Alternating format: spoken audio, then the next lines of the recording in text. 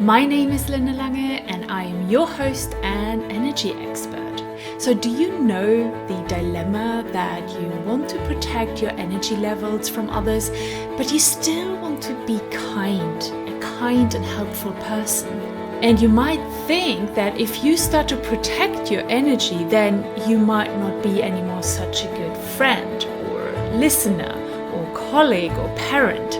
So I will give you today 3 practices how you can get better at protecting your energy levels and still be the kind person that you are today. So stay tuned.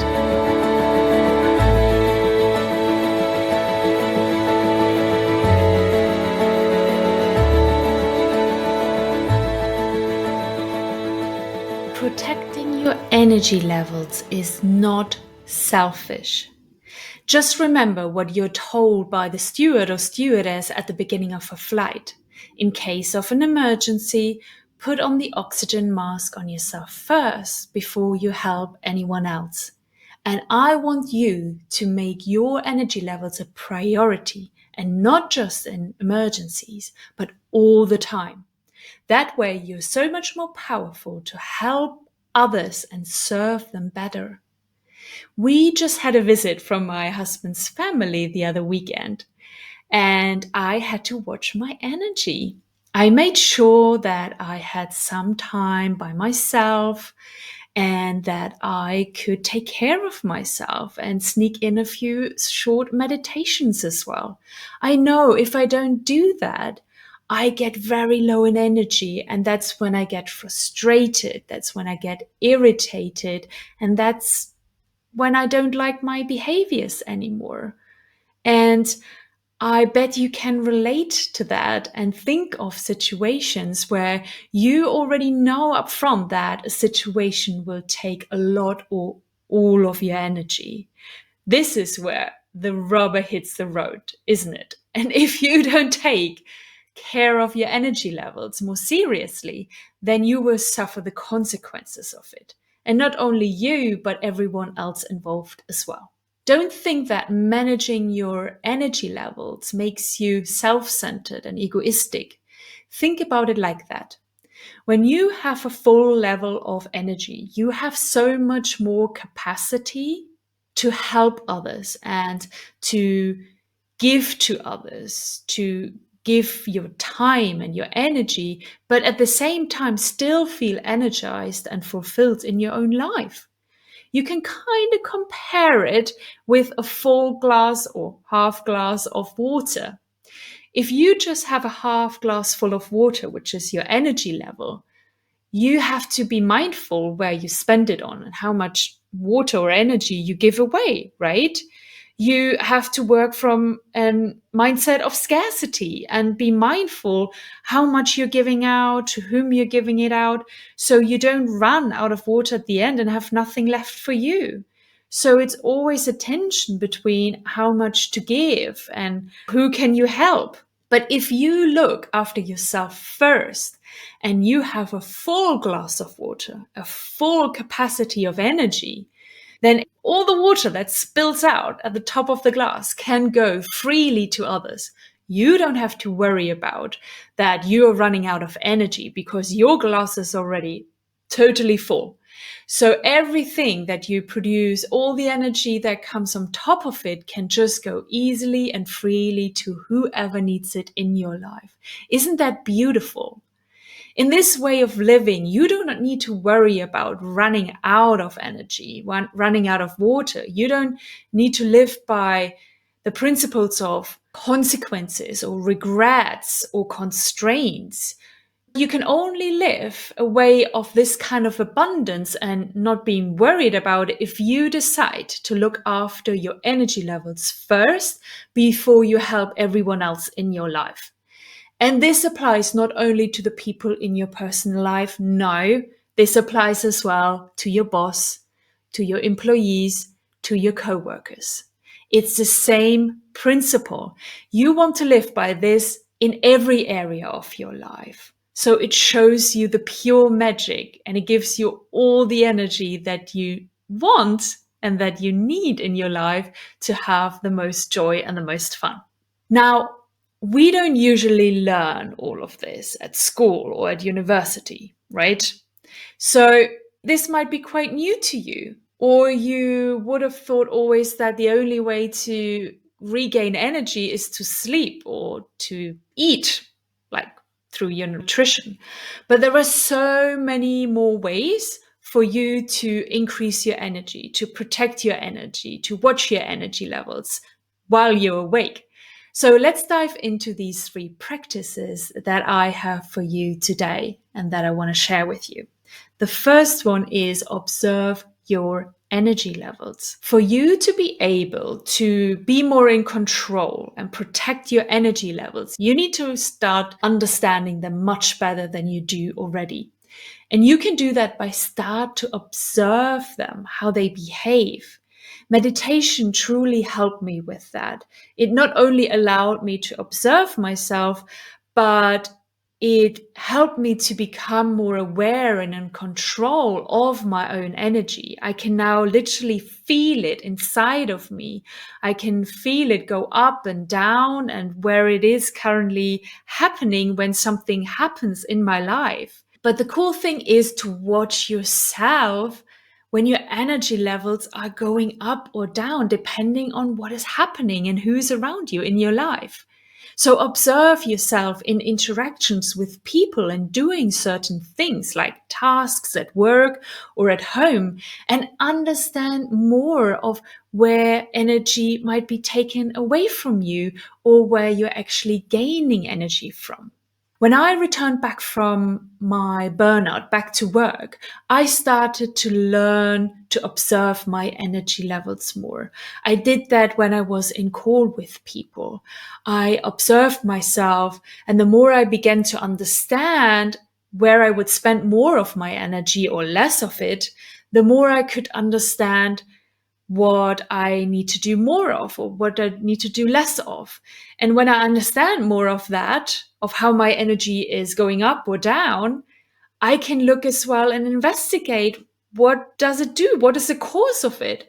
What is causing me to have suddenly much less energy at the end of a call, or have about the same energy than I had before I went into that call? Does that make sense to you? So I did the same as well in my work when it comes to tasks, and I still do. Certain tasks take hardly any of my energy. For example, writing the script of a podcast episode or writing my book. It hardly takes me any energy. I feel pretty much the same afterwards, sometimes a little bit less, sometimes even more. Sometimes it even gives me energy. And then there are other tasks. They take a lot of my energy. For example, working on my website. If I have to work for hours and hours on creating a new web page, it drains a lot of my energy. It takes a lot of my energy away from me. So when I have this understanding of my energy levels, I can manage and protect my energy levels better, right? I can make some decisions here on where to spend my energy. I can focus on having more of these tasks in my life and in my work that actually give me energy or that keep my energy levels neutral. And I can try to give away more of the tasks that drain my energy. I can outsource it. I can swap it with a colleague, or just stop doing certain things or try to do them differently. You have all of these choices if you start to understand about your energy levels and what drains them and how you can gain more energy again. And I do the same when it comes with interactions to people. I will put my energy levels first, and I will think twice to interact with a person that drains my energies, especially if I don't even have to interact with them. My energy is so much more important to me these days, and I'm not taking it lightly. I'm not letting other people take it away so easily from me. I hope this explains more of why it is so important for you to get to know how your energy actually works. You want to become more aware, more mindful of your energy levels and check in when they go up and do more of that, and when they go down, do less of it. Try it out. Just being aware and understanding your energy levels better will give you already more energy back into your life. I promise you that. Okay, so let's move on to the second practice that I want you to apply to your life, which is watch your reactions. The next thing that you want to be more in control of is your reaction to other people's stories. If you go all in and emotionally react to what people are telling you about, you are spending a lot of energy on something that is not even part of your life, not even your business. Let me give you an example. Let's say a friend of you just found out that they have some restructuring at work and there might be some redundancies. Can you imagine how your friend is going to tell you about all of their worries? They're building some worst case scenarios and they're going to tell you how this is literally the worst time that this could happen to them. I'm pretty sure you can imagine such a scenario. So if you go full in on that emotional roller coaster your friend is currently going through, you are taking all of these emotions inside of your body as well. You are literally creating them on demand. And that is not even your situation. So you're going to create frustration in your body, panic, existential worry, sadness, anxiety, and many more. Being a good listener, a good friend, and empathetic does not mean that you have to fill your body with all of these stress and survival emotions, which lower your frequency and ultimately your energy levels. You can listen to your friend, you can make them feel cared for and heard, and you can be in that conversation with them, and you can still not take these emotions inside of you and live through them exactly how they do. If you get better at observing yourself, which we've just talked about in the first practice, you can make an internal decision to not go all in on that emotional roller coaster. You can decide instead to feel other emotions, emotions of care, love, compassion, and empathy while you're listening to them. Does this make sense to you? Do you see that the other emotions of care and empathy and love are much more helpful, first of all, for you in that situation, but as well for your friend? The same applies if you are in conversations, let's say, for example, at work or at a party, and someone is displaying behaviors of complaining, judging, making excuses, all of that kind of stuff. You do not need to chip in. You do not need to react and go into that conversation with that other person. If you want to protect your energy and actually keep your energy for yourself, you don't respond to that. If this is a situation where you're not even that close to that other person, like you've maybe just met them, or it's just a colleague in a different department, you have so many choices here, let me tell you. First of all, you can literally get up and walk away. You can do that. I promise you that. I have done that many times. It's not as awful as you think. You can come up with something like you want to get another drink, you need to go to the toilet, you need to go back to work, anything. You can just get up and walk away from that conversation. I have done this so many times before because it is not worth it for me to lose my energy in that conversation and talk to that person.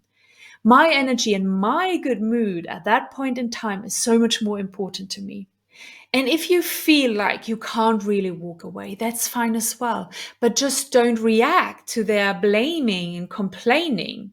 Don't respond or be supportive of it or go full into that conversation. I have done this before and it might feel weird at the beginning for you, but with practice, you get better at it. And it might feel as well weird for the other person, but that doesn't matter because you know what happens is they will either change their topic because you're not responding, and of course that's what they want you to do, or they might even get up and walk away themselves. Perfect. If you don't react, they will change something because they're not getting your energy, and that's what they really want. So, of course, you have as well the option to drive the conversation into a different direction. You can steer it to something more positive or minimum neutral. You can ask them something completely different, where you know they will be more positive or they will be happy to talk about. It works wonders, I tell you that. The most important part is for you to take responsibility for your reaction to someone else. If you have listened to my podcast before, you know that I will not allow you to be the victim in your life. And I will not allow you to be the victim in such a conversation. You're the creator of your life. And that means as well that you're the creator of your reaction in such situations. And see it as a practice, see it as a learning process. It will take a few times for you to practice different ways to protect your energy. Even the getting up and walking away situation needs a bit of practice. But believe me, after you've done it a few times, it gets very easy and it feels really, really good. Just imagine all of that extra energy and the good mood that you can keep for yourself instead of getting sucked into an energy draining conversation or discussion, right? Okay, let's move on to practice number 3, which is do what you expect of others yourself. This one probably needs a little bit more explanation, as it does not sound so straightforward, but it is in the end quite simple. It's just not as easy as it sounds. Quite often we are looking for something in another person, in our partner, in our colleague, in our best friend, in our boss, in our children, maybe even in a potential partner or friend that we haven't even met yet. And if we're looking to receive something from another person, let's say love, if we're looking to receive more love from another person, it means that you don't even love yourself enough. That's why you have this gap, this hole inside of you. If you would love yourself enough, you would not need another person to love you more. Just imagine you are already full of love by yourself. Yes, you will be loved by other people, the same as you are today, but you would not have this hole inside of you that you think somebody else needs you to fill. If you want your boss to give you more praise for your hard work, you are not giving yourself enough praise first. If you would honor yourself and you see how much great work you produce and you're proud of yourself, you would not need to look for your boss to praise you. If you're looking for your best friend to be more compassionate to you, you are not compassionate enough with yourself. If you would be much more understanding, compassionate with yourself, and you would feel like you're really taking care of yourself and your mental health, then you would not be looking for it in your best friend. I hope this makes sense to you. And I know I might be triggering something inside of you, but still, I want you to look at that. Don't shy away from it. Otherwise, you will never fill that hole inside of you if you're not looking to give it to yourself first. And you might ask me now, what does this have to do with energy? Well, the answer is everything. Think about how much energy you spend on getting someone else to love you more. There is all this energy you spend on worrying and wondering why they don't, when will they, and what is wrong with them. There is all this energy you might be spending on being angry or disappointed or frustrated or just waiting all the time. Maybe you even have discussions about it, which is really putting a strain on your relationship. All of this energy is spent on something that will never fill that hole inside of you. It will never fill that hole of needing more love from someone else, because what you're missing is loving yourself first. And what if you open your eyes to this fact today? You redirect all of this energy to learn how to love yourself now instead. Just imagine how much better you will feel, how much more harmony you will have in your life, and how much more extra energy you get out of it. So, I have given you today 3 practices of how you can protect your energy levels, how you can gain more energy back into your life. I bet one of them minimum resonates with you, maybe all 3 of them. So go away and apply them. And if you want to learn more about how to protect your energy, I have a great course totally free for you. It's called Mind Your Energy. I will put the link in the show notes so you can sign up for it and watch the videos. Thank you so much for listening today. And with that, I love you and leave you and talk soon, and bye bye.